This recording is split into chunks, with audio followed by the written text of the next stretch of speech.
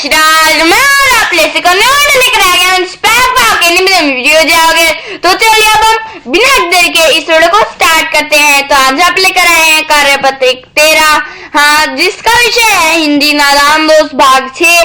और ये हमें जो है करनी है 10 नवंबर 2020 को, और यानी कि मंगलवार को। और ये कक्षा छठी के लिए यहाँ पे आपको अपना नाम लिखना है, यहाँ पे आपको कक्षा अध्यापक का नाम लिखना है। तो चलिए अब हम इस वीडियो को आरंभ करते हैं।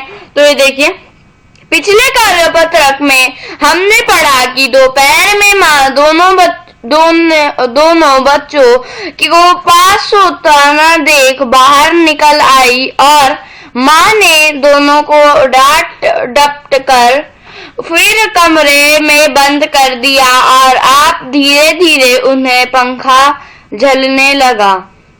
अब दोनों बच्चों की नींद आ गई थी।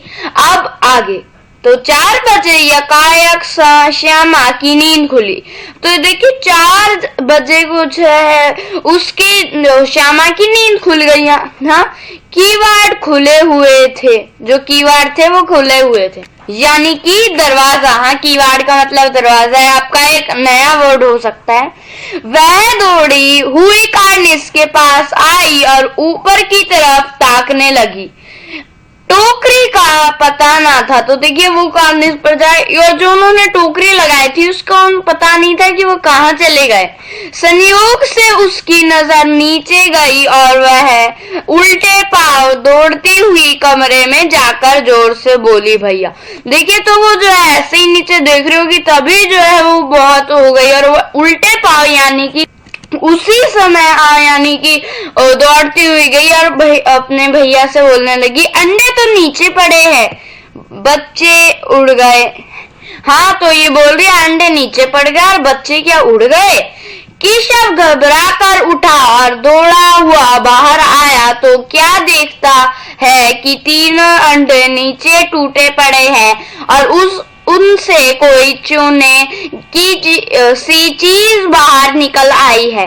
हाँ, तो देखिए केशव जो है बहुत डर गया कि उन्होंने उसकी जो है इनकी बहुत ज्यादा केयर की थी, तो ऐसा कैसे हो गया। हाँ, तो वो दौड़ा हुआ आया, उसने देखा कि जो है 3 अंडे नीचे पड़े और उनमें से वो जो चूने की जैसी चीज होती है, जैसे अगर आपने देखा होगा तो वो कुछ येलो येलो सा लिक्विड नहीं आने लग जाता है। हाँ, वो बाहर आ रहा था। पानी की प्याली भी एक तरफ टूटी पड़ी थी। तो देखिए जो उन्होंने पानी की प्याली रखी थी ताकि जो है उन पक्षियों को प्यास ना लगे, वो भी जो है नीचे टूटी हुई पड़ी थी। उसके चेहरे का रंग उड़ गया। अब देखिए यहाँ ये मुहावरा है, मतलब वो जो है बिल्कुल घबरा गया, बिल्कुल जैसे यूं उसका रंग, चेहरे का रंग पीला हो गया। हाँ, सहमी हुई आंखों से जमीन की तरफ देखने लगा। सहमी हुई का मतलब बहुत दुख भरी आंखों से। श्यामा ने पूछा, बच्चे कहाँ उड़ गए भैया। तो देखिए उसको पता नहीं होगा कि क्या हुआ, तो उसने पूछा, बच्चे कहाँ उड़ गए। हाँ, अंडे तो नीचे फूटे हुए हैं। केशव ने करुण स्वर में कहा, अंडे तो फूट गए। श्यामा, और बच्चे कहाँ गए। वो पूछे तो बच्चे कहाँ गए अगर अंडे फूट गए। केशव, तेरे सर में। तो यहाँ देखिए वो जो है ऐसे ही बोल रहा है। हाँ, इसका कोई मीनिंग नहीं है, वो ऐसे ही उसको डांट लगा रहा है।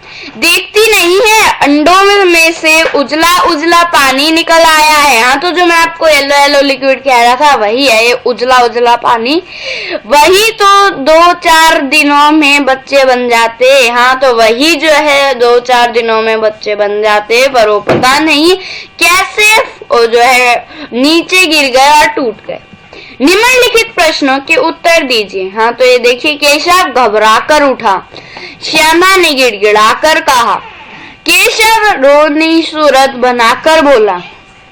तो ये देखिए ऊपर लिखे वाक्यों मेरे खांकित शब्द रीतिवाचक क्रिया विशेषण का काम कर रहे हैं, क्योंकि यह बताते हैं कि उठने, कहने और बोलने की क्रिया कैसे क्रिया हुई। हाँ, यानी कि हम इसको अंग्रेजी में एडवर्ब भी कहते हैं, मतलब वो कैसे हुई। हाँ, जैसे वो रोनी सूरत जो है बनाकर हुआ। हाँ, वो केशव कैसे उठा, घबरा कर वाले शब्दों के क्रिया विशेषण होने की एक पहचान यह भी है कि ये अक्सर क्रिया से ठीक पहले आते हैं। अब तुम भी इन क्रिया विशेषणों का वाक्यों में प्रयोग करो। तो ये देखिए केशव घबरा कर उठा, तो उठा जो है हमारी वर्ब थी और उससे ही पहले हमारे जो है आई रीतिवाचक क्रिया। हाँ ऐसे ही आप देखिए कहाँ वर्ब था ये, और यहाँ गिड़गिड़ा कर आया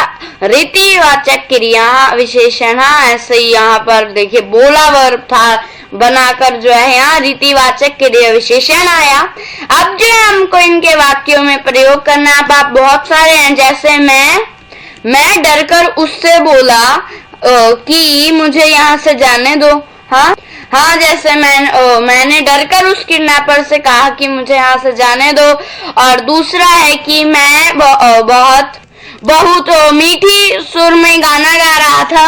हाँ और ये देखिए तीसरा है हमारा, तो ये देखिए अब हमारा फिर आएगा मैं कोविड-19 के समय में घबरा कर पहली बार घर से बाहर गया। हाँ तो ऐसे ही आप और लिख सकते हैं।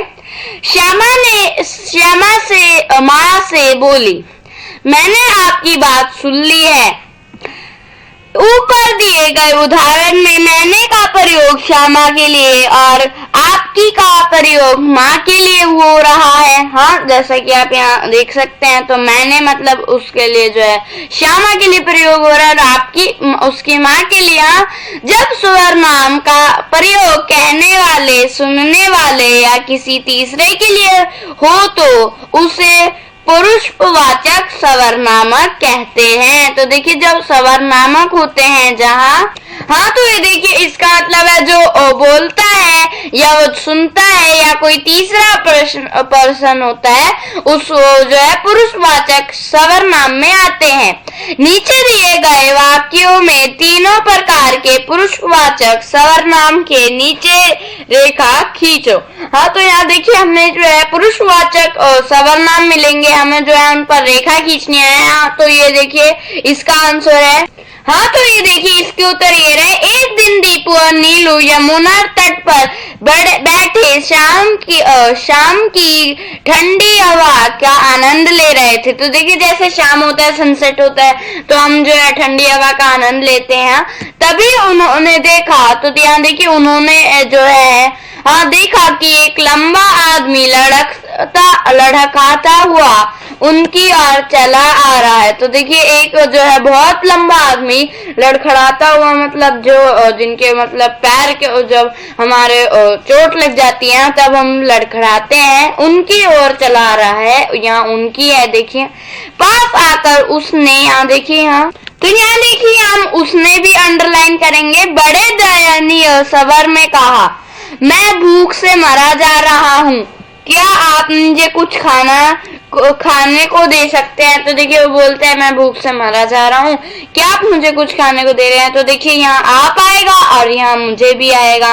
हाँ तो अब हम चलते हैं आगे। तो ये देखिए अब हमारा प्रश्न है, सोचकर लिखिए कि श्यामा की आंख अचानक क्यों खुली होगी। तो देखिए अगर मैं आपको बताऊं, आप क्या और कुछ आंसर हो सकता है क्योंकि यहाँ एक ऐसी है। तो ये देखिए मेरे ख्याल से श्यामा की आंख अचानक इसलिए खुली होगी क्योंकि जब अंडे गिर गए होंगे अपने घोंसले से और बहुत ज्यादा आवाज आई होगी, इसीलिए श्यामा की आंख अचानक से खुल गई होगी। हाँ तो मेरे ख्याल से तो ये उत्तर है, आप अपना उत्तर भी लिख सकते हैं।